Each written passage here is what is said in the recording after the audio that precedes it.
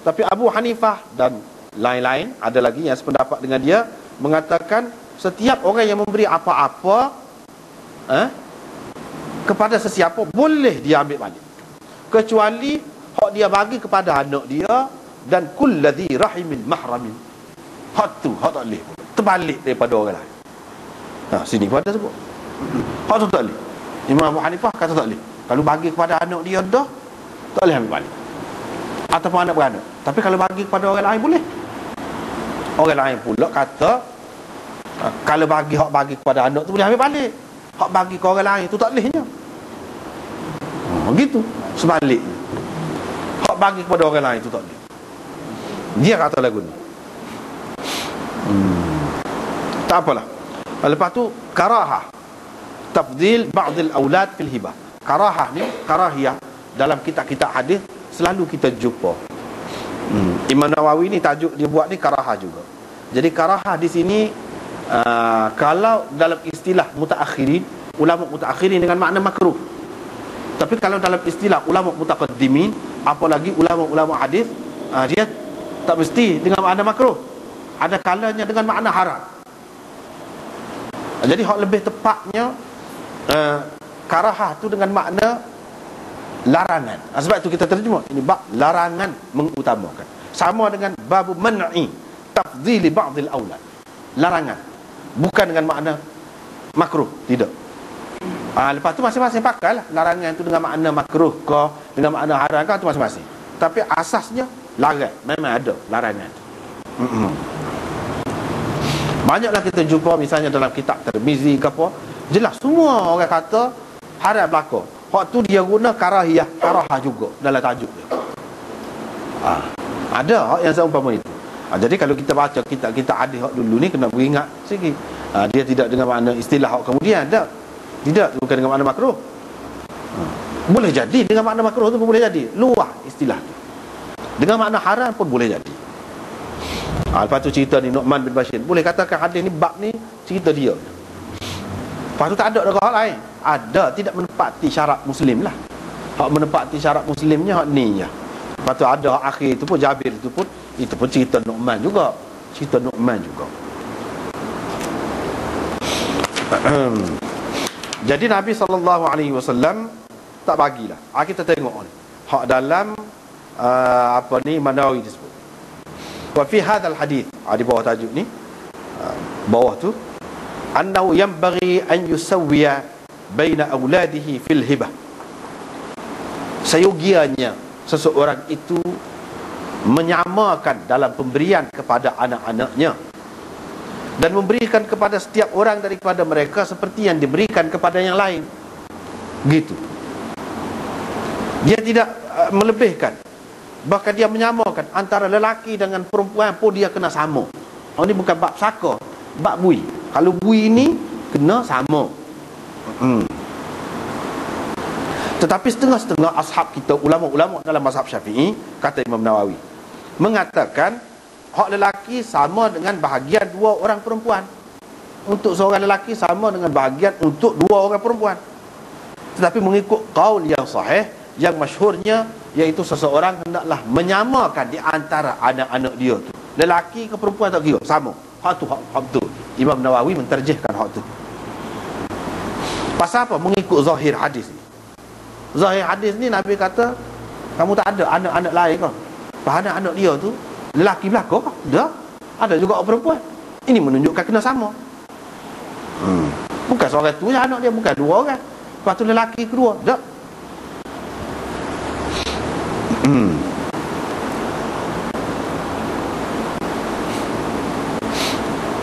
Kalau seseorang tu melebihkan sebahagian daripada anak dia, atau dia beri kepada sebahagian mereka, tidak diberinya kepada sebahagian yang lain, maka mengikut mazhab Syafi'i, Malik dan Abu Hanifah itu makruh.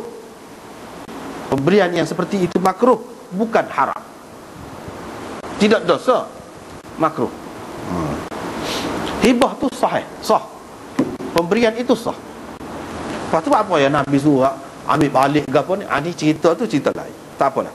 Lepas tu dia kata Tawus, Urwah, Mujahid, Thawri, Ahmad, Ishaq, Daud mengatakan haram.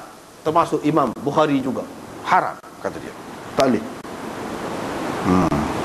Tak boleh bagi kepada sebahagian, tak bagi kepada sebahagian, kena bagi sama. Ni demo ni ramai juga ni kata ni. Haram kata dia. Mereka berhujah dengan riwayat la ashhadu ala jaw, aku tidak mahu jadi saksi atas perkara kezaliman. Mana benda zalim, macam mana nak jadi saksi? Ini menunjukkan tak boleh. Zalim bolehkah? Makruhkah zalim? Tak ada makruh, haram. Sebab tu dia kata tak boleh. Dan lain-lain lafaz hadis lagi yang menunjukkan, tadi kan kita sudah baca dah tadi, aku tak sih. Dia tak sih jadi saksi atas perkara yang tidak sebenar. Tidak sebenar mana tak betul. Mereka pegang dengan. Tetapi Syafi'i dan orang-orang yang sependapat dengannya berhujah dengan sabda Nabi SAW. Hak tadi kita baca dah tadi. Fa ashhid ala hadha ghairi. Kamu cari orang lain lah jadi saksi atas perkara ni. Aku tak sih. Dia pegang situ, buah tu dia pegang.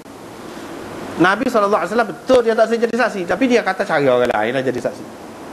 Kalau haram, apa makna dia suruh cari orang lain jadi saksi? Tak boleh orang lain pun nak jadi saksi atas perkara haram, kecuali benda tu makruh saja. Situ dia pegang. Banyak kan hak Nabi SAW, dia tak sih semayang. Dulu kita jumpa orang tu tak sih bayar hutang. Tak bayar hutang, dia tak sih semayang. Apakah makna dia tidak Islam, tidak semayang? Itu bab lain. Dia suruh orang lain semayang kan? Orang bunuh diri, dia tak sih semayang juga, tapi dia suruh orang lain semayang, menunjukkan tidak kafir dengan perbuatan tadi. Dia tak sih semayang tu suku. Dia buat hak lebih molek. Hak lebih molek dan hak lebih baik dia buat. Dia ada tadi dia sebut cari orang lain.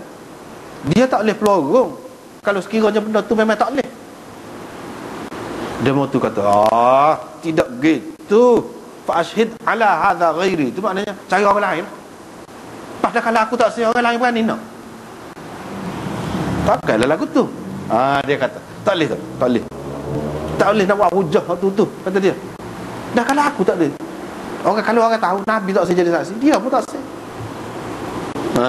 Tak jelas tu. Mana suruh orang lain jadi saksi, tak jelas kata dia. Tak sih lagu tu. Lepas tu hak lain pula kata, qalu walau kana haraman aw batilan lama qala hadzal kalam. Dia kata kalau lah tak boleh, tentu dia tak kata lagu sana ni. Fa in qila, kalau orang kata, jawab apa hal ni? Ini Nabi kata tu sebagai tahdid. Qulna al aslu fi kalam asy-syari' ghairu hadha. Hak asasnya dalam kalam syari' ni bukan lagu tu. Boleh jadi kalau dengan sirah ni memberi makna wajib ataupun sunat. Bila tak boleh pakai dengan makna wajib atau sunat, mu cari orang lain lah. Ashhid ala hadha ghairi, mu cari orang lain dengan sirah amal tu. Sirah amal sini makna wajib kah?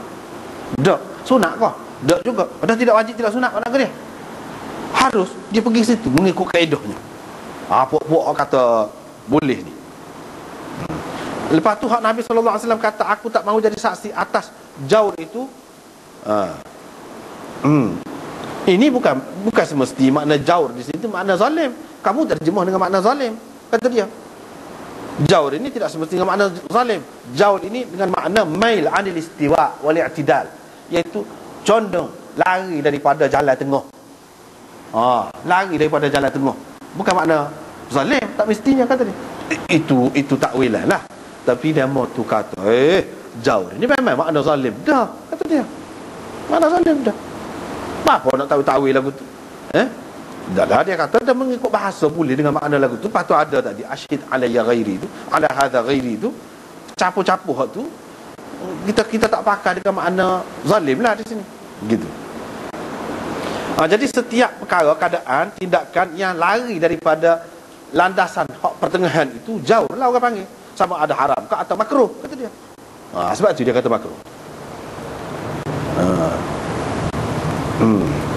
Jadi kita kena takwil lah hak kata jaur ini dengan makna makruh tanzihi. Lepas tu dia kata hadis ini menunjukkan bagi kepada sebahagian anak, tidak bagi kepada sebahagian yang lain itu sah. Sebab asyhid ala hadha ghairi tadi lah. Walaupun dia tak bagi kepada hak lain. Cuma molek saja. Nabi SAW suruh dia ambil balik tu atas dasar hak molek, hak lebih baik, hak afdalnya. Jadi gitu.